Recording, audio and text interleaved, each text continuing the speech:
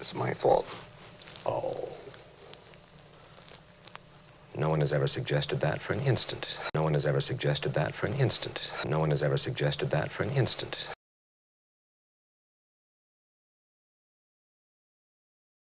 If you'd had protection in Dallas from the rear, Jack Kennedy would still be alive.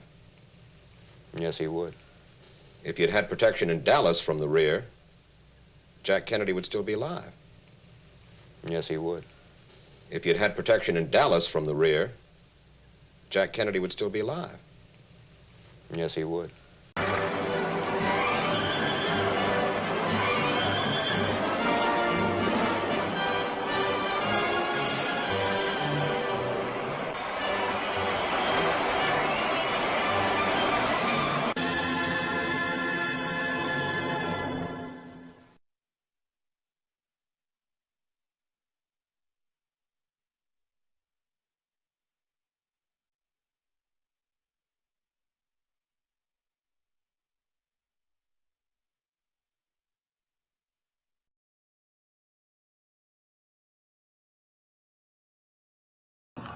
Lisa, it must have been amazingly difficult keeping up with facts like these and trying to separate facts from some of the silly stories that are out there. How did you do it? It was a lot of long days. Jerry and I talked about this a lot because I'd read something or read reports and I'd say, Jerry, this contradicts what you're telling me or what Clint is telling me. And I came to realize that these were the guys that were there. And their memories are so vivid and so clear.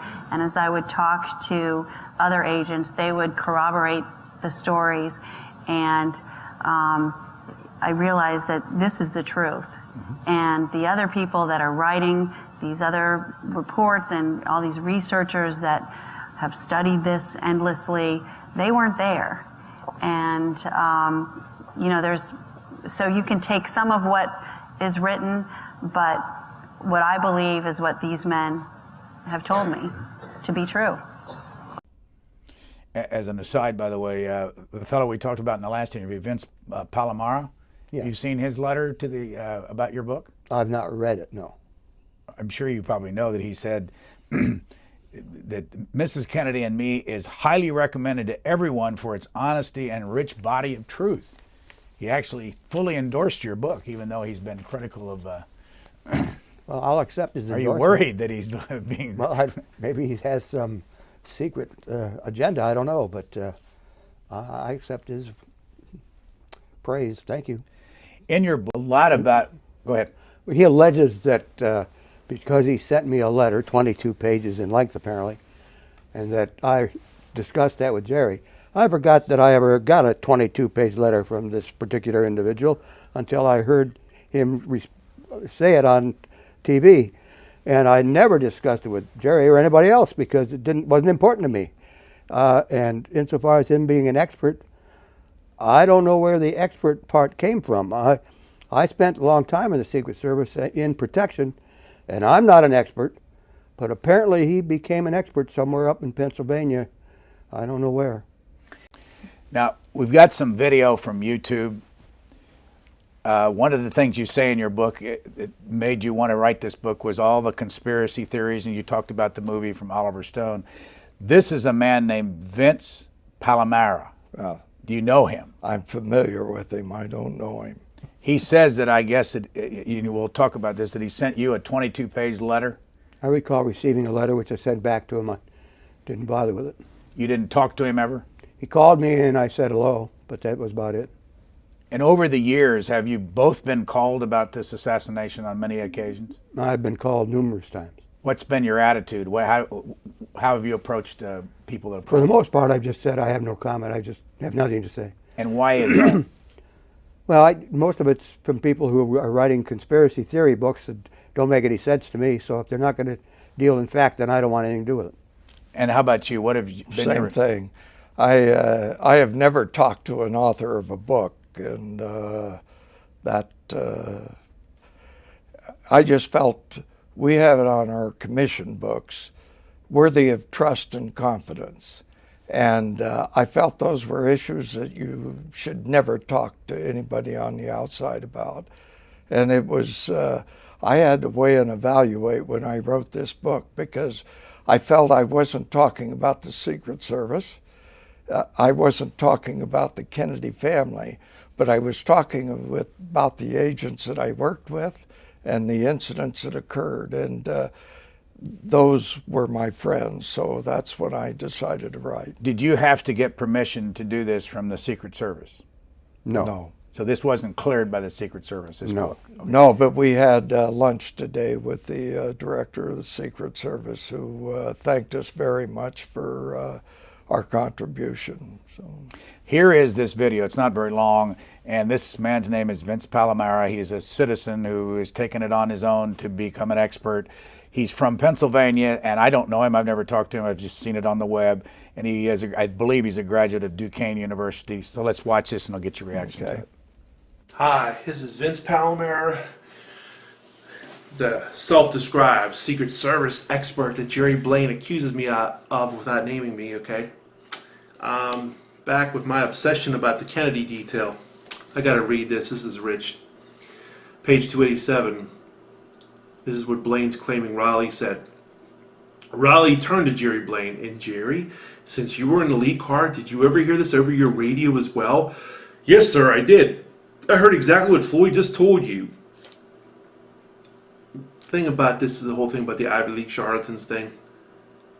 Jerry Blaine told me the Ivy League charlatans thing came from the guys. I can't remember who said it. Boy, his memory got real good 5 years later, because now he's claiming he heard it over the radio, Floyd Boring, okay? Just unbelievable. It's just amazing to me, you know? There never would have been a book if I didn't send a 22-page letter, okay, to Clint Hill that pissed him off so much that his very good friend Jerry Blaine came out with this book as a counter, okay? There's some nice things I recommend everybody to buy. I'm not into censorship. This is my First Amendment rights, okay? It's got some nice pictures, some nice non-assassination things, and there's even some good assassination-related things in here. But it's very obvious. Other people picked up on it. That's why there's some really bad reviews on Amazon right now. Mine's the best of the bunch at 3 stars, too. It's very obvious it's a thinly veiled attempt to rewrite history and to blame President Kennedy without trying to blame him for his own assassination. First of all, his is not the best of the reviews. There are 7 with 5 stars, just in case, for the record, that I saw today when I looked on Amazon. What's your reaction? Could you hear? Well, he wrote an assessment of the book about the first time about 5 weeks before it was released. The second time on Amazon.com, he and 4 of his friends, or 4 of his aliases, put a statement on assessing the book a 1, a 2, and a 3. My assessment of Mr. Palomera is that he called probably all of the agents, and what agent who answers a phone is going to answer a question, was President Kennedy easy to protect? Well, probably he was too easy to protect because he was assassinated. But the fact that the agents aren't going to tell him anything, and he alludes to the fact that when I wrote the book, most of these people were dead. Well, I worked with these people. I knew them like brothers, and I knew exactly what was going on. And I always respected Jim Rowley because he stood up to the issue and said, look, we can't say the president invited himself to be killed, so let's squash this. So that was the word throughout the Secret Service. And Mr. Palomera, there are a number of things that have happened, but he has no credibility. He's a self-described expert in his area, which I don't know what it is. He was born after the assassination, and he keeps creating solutions to the assassination until they're proven wrong. So he's A lot about, go ahead. He alleges that because he sent me a letter, 22 pages in length apparently, and that I discussed that with Jerry, I forgot that I ever got a 22-page letter from this particular individual until I heard him say it on TV. And I never discussed it with Jerry or anybody else because it wasn't important to me. And insofar as him being an expert, I don't know where the expert part came from. I spent a long time in the Secret Service in protection, and I'm not an expert, but apparently he became an expert somewhere up in Pennsylvania. I don't know where. You were about to say something earlier. The Zapruder film, when the Zapruder film is run at normal speed, another theme that Paul O'Mara throws out is that Bill Greer stopped the car. When it's run at its normal speed, you'll notice the car absolutely does not stop at all. This happened in less than 6 seconds after the president was hit in the throat and moving along. Then all of a sudden, Jerry and Lisa, where has this book been, and why has it taken so long for the story from you guys to come out? let me start with the motivation first. When I retired, I started looking on the internet and started reading stories about agents that we had served with that were accused of being a part of a conspiracy at that time. And just stories that were defaming the people. And so I read a story that involved Tampa where I'd conducted an advance.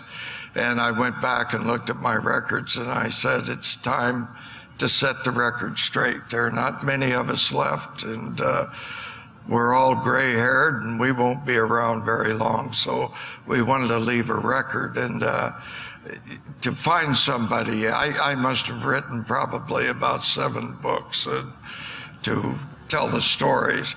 But to find somebody that could put the heart and soul to the book, Lisa McCovern, who wasn't even born at the time of the assassination, but Joyce, my wife, and I were friends with her parents, and she graduated with my son from high school.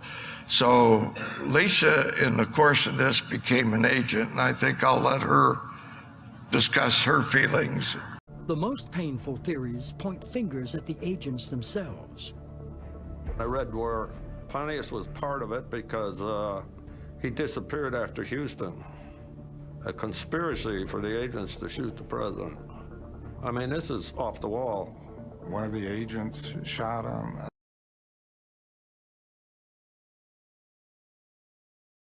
What is your reaction to this?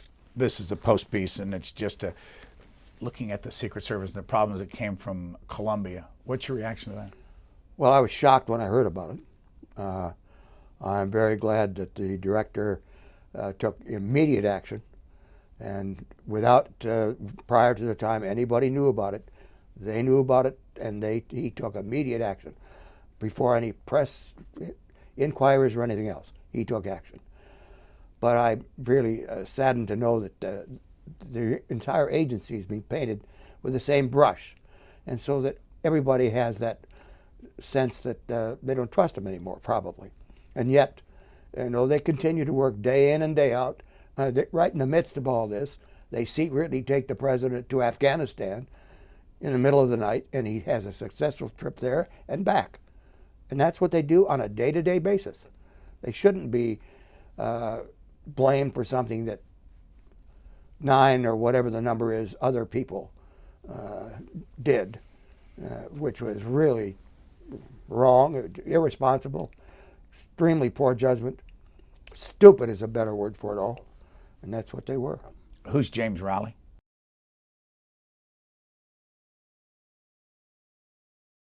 Did you keep notes? I did, but I destroyed them a few years ago, which really made it more difficult. Why did you destroy them? I promised that I would never write a book. I vowed that I would never do so, never contribute to a book, never talk to anybody about it. And so just to kind of make sure I would never get myself involved, I burned everything. There were a few mementos I kept, but for the most part I burned all my notes. And now when the opportunity presented itself and I decided to do it, I had to go back and talk to other agents who I worked with who still have some notes, and to check everything through newspaper archives for dates and times and places to make sure I was accurate. And so it was very tedious to go through this and write the book. Do you remember the year you burned your notes? This is 2012. It was after maybe 2005, something like that. Shields. He's obviously perplexed. Watch as he shrugs his shoulders 3 times in dismay, each shrug more dramatic than the last.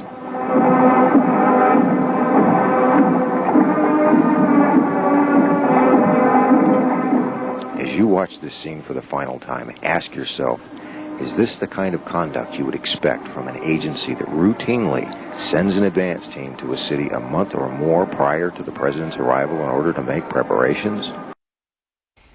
Mr. Hill. Yes. I'd be glad to comment on that. I was the agent on the left rear outside, running alongside the car.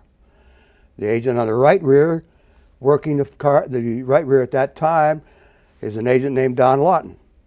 Don Lawton's assignment that day was not to ride in the follow-up car. His assignment was to remain at Love Field and handle our return, secure the airport for us when we came back. We were going to fly on to Austin, Texas. And what he was doing was, when he came back off the car, he was saying, "Okay, you guys, I'm going to lunch. Have a good trip."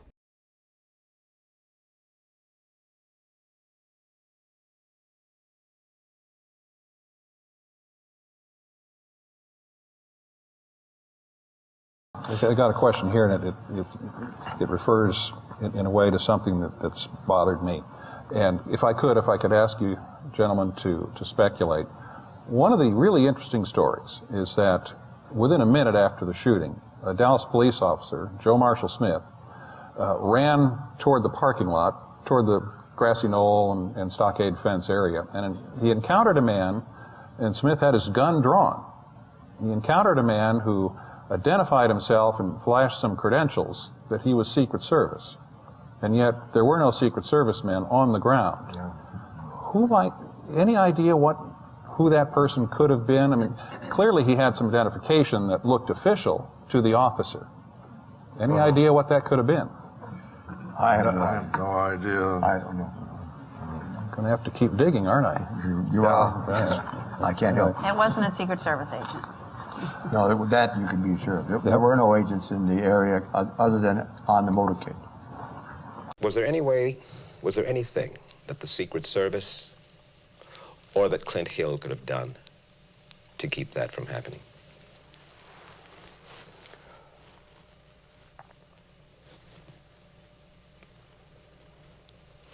Clint Hill, yes. Clint Hill, yes? What do you mean? If he had reacted about 0.5 of a second faster, or maybe a second faster, I wouldn't be here today. You mean you would have gotten there and you would have taken the shot? The third shot, yes, sir. And that would have been all right with you? That would have been fine with me. But you couldn't. You got there in less than 2 seconds, Clint. You couldn't have gotten there. You surely don't have any sense of guilt about that. Yes, I certainly do. I have a great deal of guilt about that. Had I turned in a different direction, I'd have made it. It's my fault. Oh. No one has ever suggested that for an instant. All that you did was show great bravery and great presence of mind. What was on the citation that was given you for your work on November 22nd, 1963? Extraordinary courage and heroic effort in the face of maximum danger. Mike, I don't care about that. If I had reacted just a little bit quicker, and I could have, I guess. And I'll live with that to my grave.